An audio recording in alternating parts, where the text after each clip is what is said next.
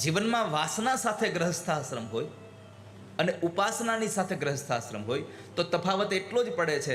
વાસના હોય ત્યાં સંતાનો અસુરી યોનિના જન્મે છે અને ઉપાસના હોય ત્યાં સંતાન હંમેશના માટે દેવ તત્વ જન્મે છે. દિતિ અને કશ્યપ પણ ઋષિ હતા, પણ સંધ્યાના સમયે એના મનમાં કામ પ્રવેશ કર્યો અને વાસના સાથે એમણે સંતાનની પ્રજોત્પત્તિ કરી તો બે રાક્ષસો જન્મ્યા.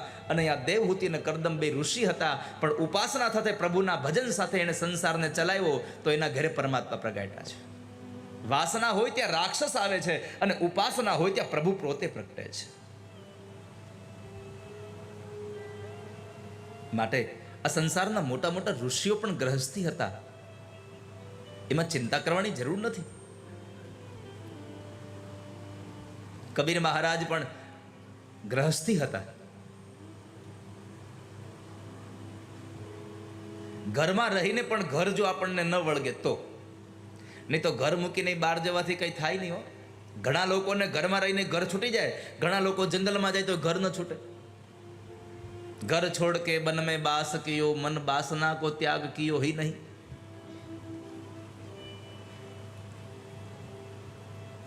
માણસ જે વસ્તુને છોડે એને પણ ભૂલી જવો જોઈએ, પણ આપણે જેને છોડ્યું એને કોઈ ભૂલતા જ નથી.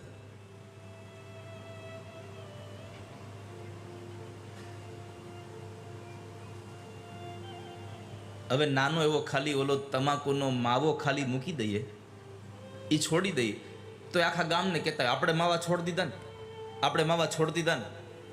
હે, માવા છૂટે ખાલી કેવા પૂરતા છૂટ્યા છે, સમાજને બતાવવા માટે છૂટ્યા છે, હજી મનમાંથી નથી છૂટ્યા. રાજા ભરતુહરી બધું મૂકીને ગયા સ્મશાનમાં જઈને એટલો વૈરાગ, એટલો એનો ભાવ કે કોઈ માણસનું મૃત્યુ થાય ત્યારે ખીચડી ખાવી, ત્યારે પાણી પીવું. અને 3 મહિનાના સમય પછી જ્યારે ભગવાન શિવ અને ભવાની આવ્યા એક ભિક્ષુક બનીને, યાચક બનીને, અમને બહુ ભૂખ લાગી છે તો મૂકીને અહીંયા આવ્યો છું. પછી ભગવાને ભવાની કીધું, જો ભવાની આ બીમારી છે, મૂકીને આવ્યો પણ હજી ભૂલ્યો નથી. આ સંસારમાં માણસ મૂકી દે છે પણ ભૂલતો નથી.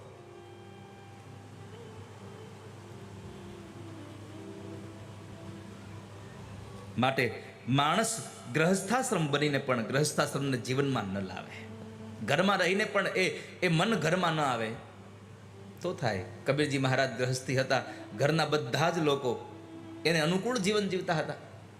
એકવાર એક ભણેલો ગણેલો માણસ એને સાંભળ્યું કે કબીરજી મહારાજ તો ઘરમાં અવાજ કર્યો, સાંભળ્યું એ જરા તાર તૂટી ગયો છે, દીવો આપી જાજો ને. સૂત્ર કાઢતા હતા. પત્ની બરાબર બપોરના 12:30 વાગે ફળિયામાં વાસણ માંગતા હતા. એ હાથ ધોઈ રસોડામાં જઈ અને એક દીવો પ્રગટાવી ત્યાં આપી અને જતા રહ્યા. કબીરે કહ્યું, હું એટલે ભગવાનને ભજી શકું છું. ઓલો ભણેલો માણસ કહે છે, આમાં મને સમજાણું નહીં કાંઈ. કબીરે બહુ સુંદર વાતથી સમજાવ્યા કે સાંભળો, અત્યારે કેટલા વાગ્યા છે? 12. સૂર્ય ક્યાં હોય? માથા ઉપર. અત્યારે અંધારું છે? ના. મારો દોરો તૂટ્યો છે? ના.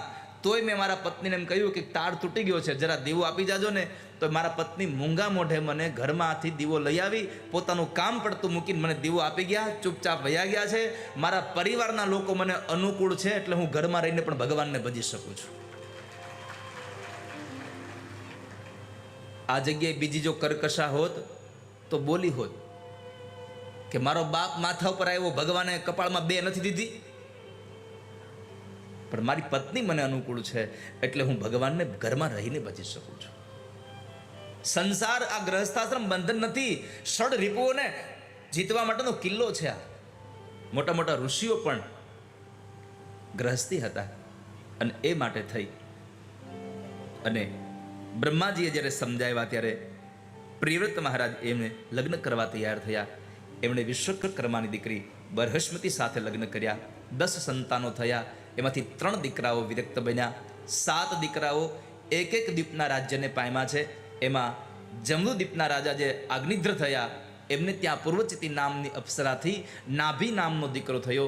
એમણે મેરુની દીકરી મેરુદેવી સાથે લગ્ન કર્યા અને એમણે યજ્ઞ દ્વારા યજન કર્યું અને એ યજ્ઞના યજન દ્વારા એમને ત્યાં જે દીકરો થયો એ સ્વયં ઋષભદેવજી મહારાજ પ્રગટ થયા છે. બોલીએ ઋષભદેવજી મહારાજ કી. ઋષભદેવજી મહારાજનું પ્રાગટ્ય થયું. ઋષભદેવજી મહારાજ આમ તો જોવા જઈએ તો નિવૃત્તિનો માર્ગ બતાવવા માટે, નિવૃત્તિના કાળમાં માણસે શું કરવું જોઈએ, સૌથી મોટી વાત તો બતાવવા એવા છે કે ઋષભદેવજી મહારાજ મસ્તીથી જીવે, મજબૂરીથી નહીં.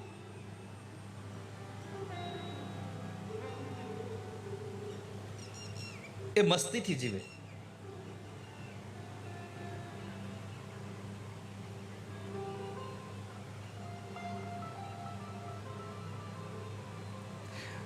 ઘણી વખત લોકો એક સૂત્ર આપ્યું છે, જીવન જીવવું છે, તમારે જીવન જીવવું છે તો મન ભરીને જીવો, મનમાં ભરીને નહીં. અત્યારે લોકો મનમાં ભરી રાખે છે કે મારું આમ કરી દીધું, મને આમ ન કર્યું, મારું આમ કેમ થવા દીધું. આવું ઘણું બધો કચરો ભરીને જીવો છો એટલે મજા નથી આવતી.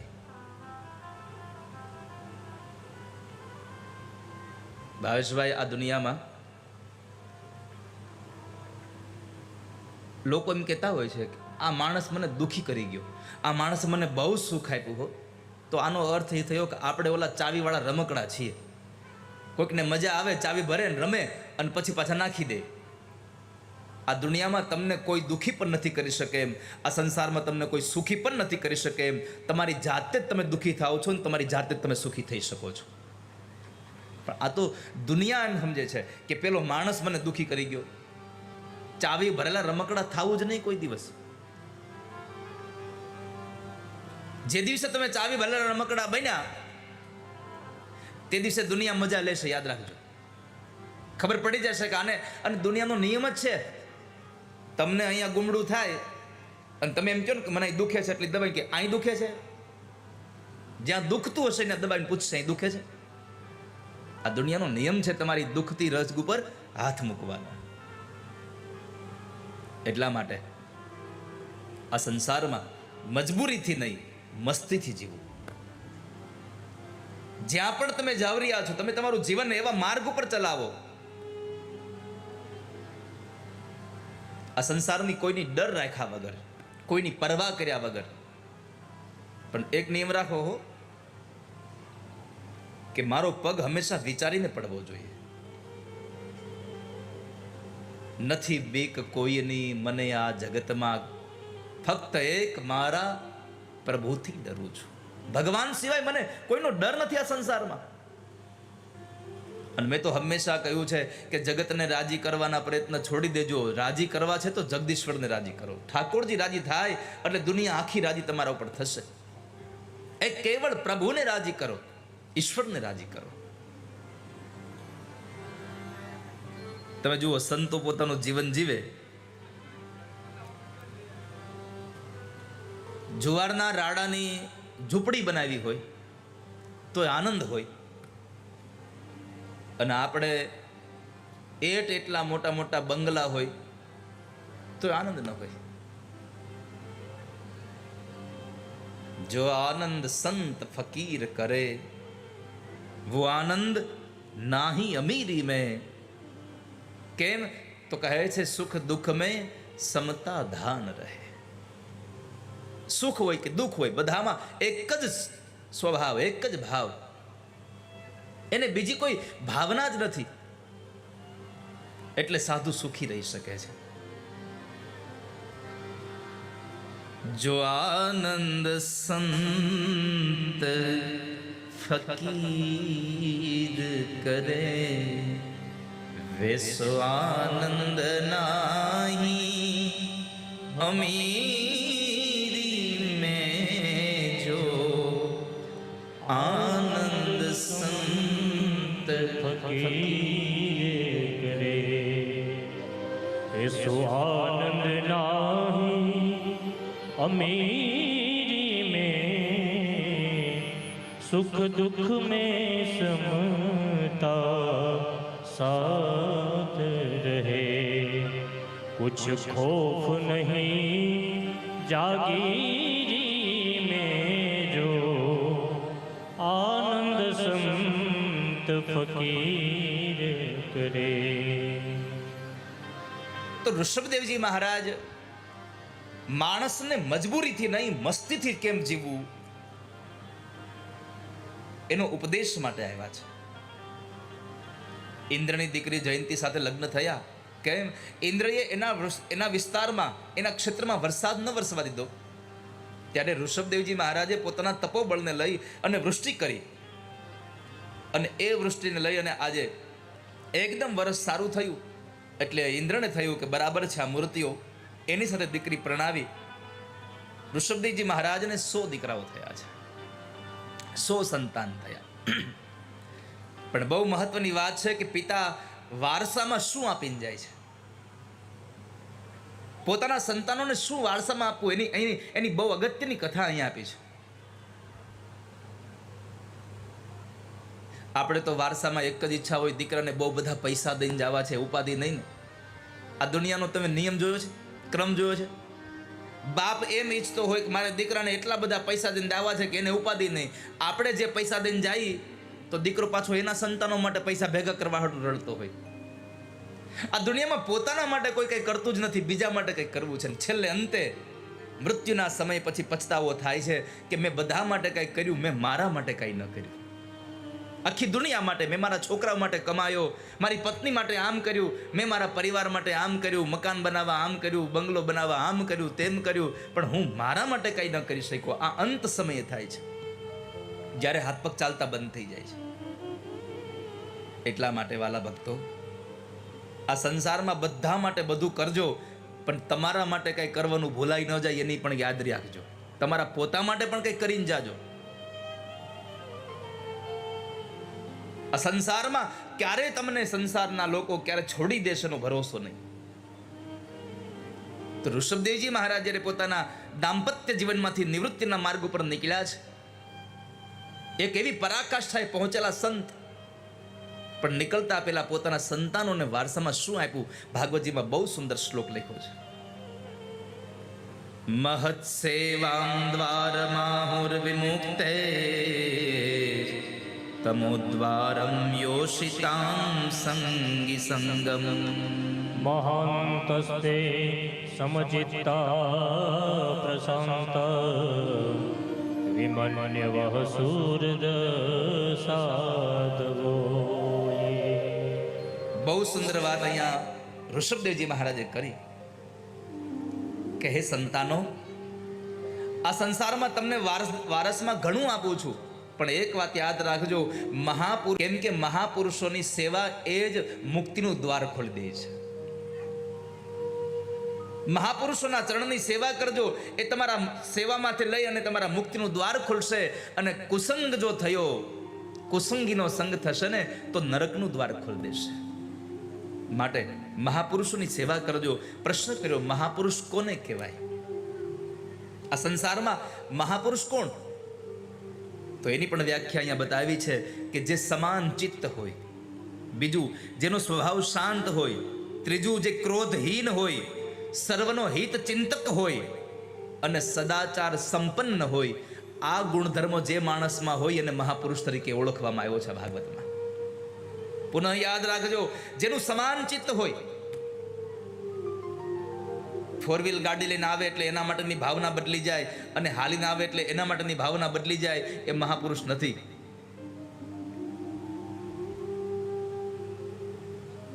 ગિરનારની ગોદમાં યાદ કરવા પડે બ્રહ્મલીન કાશ્મીરી બાપુને, કે એના આશ્રમનો નિયમ કે ગમે તેવડો તવંગર માણસ આવે, જાતે ગોદડું લઈને સુઈ જવાનું, જાતે પાછું મૂકી દેવાનું. ગમે તેટલો મોટો દાનવીર કેમ નથી, એને મહાપુરુષ કહી શકાય. કે જેનું સમાન ચિત્ત હોય, બીજું શાંત હોય, ક્રોધહીન હોય, ક્રોધ ન કરતા હોય. અમુકનો પારો હંમેશા ઉપર જ હોય, એને અડ્યો જ ન થાય, એની બાજુમાં નીકળ્યું ન થાય. જઈ જોઈ તે ધગતો જ હોય, ગામના ચોરે બેઠો ને આપણે કહીએ ને, કેમ છો, બેઠા છો ને? અરે તું કહેતો હોય તો ઊભો થઈ જાવ. અરે દેતવા, તારે ઊભું નથી થવું, બેઠો રહેતું.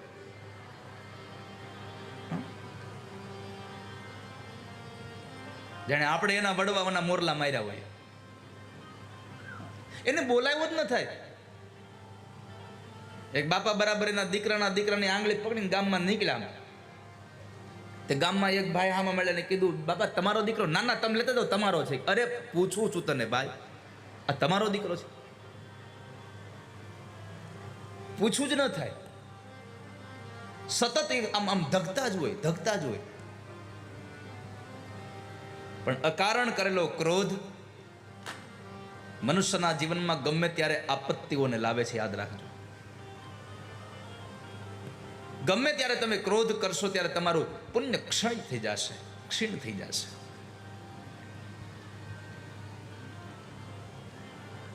તમારા ચિત્તને શાંતિ નહીં લેવા દે, અશાંતિ ઊભી કરી દેશે.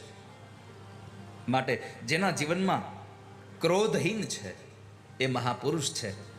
સૌથી મોટો ગુણધર્મ બતાવ્યો, સર્વનો હિત ચિંતક હોવો જોઈએ. સાધુ મહાપુરુષ સર્વનો હિત ચિંતક હોવો જોઈએ. જગ કારણ તારણ દેહ ધરે, સત સેવા કરે જગ પાપ હરે. जिज्ञासु के घट में ज्ञान भरे, सतवाणी सदा मुख से उचरे. सड़रिपु को बस कर रंग में रमे, और रेवे सदा सुरवीरी में जो. आनंद संत ફકીર કરે. સૌથી મોટી વાત કરી, સતની વાણીને ઉચ્ચારે છે.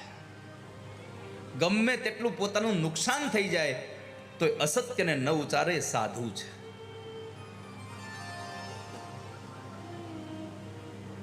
સર્વનો હિત ચિંતક હોય. અને છેલ્લો ગુણધર્મ બતાવ્યો, સદાચાર સંપન્ન હોય, સદાચારથી ભરેલો હોય. જેનું આચરણ જોઈને આપણું જીવન ધન્ય બનાવી દે એવું આચરણ હોય.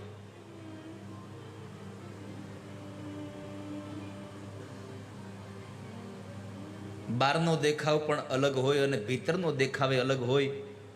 ત્યાંથી સાવધાન રહેજો.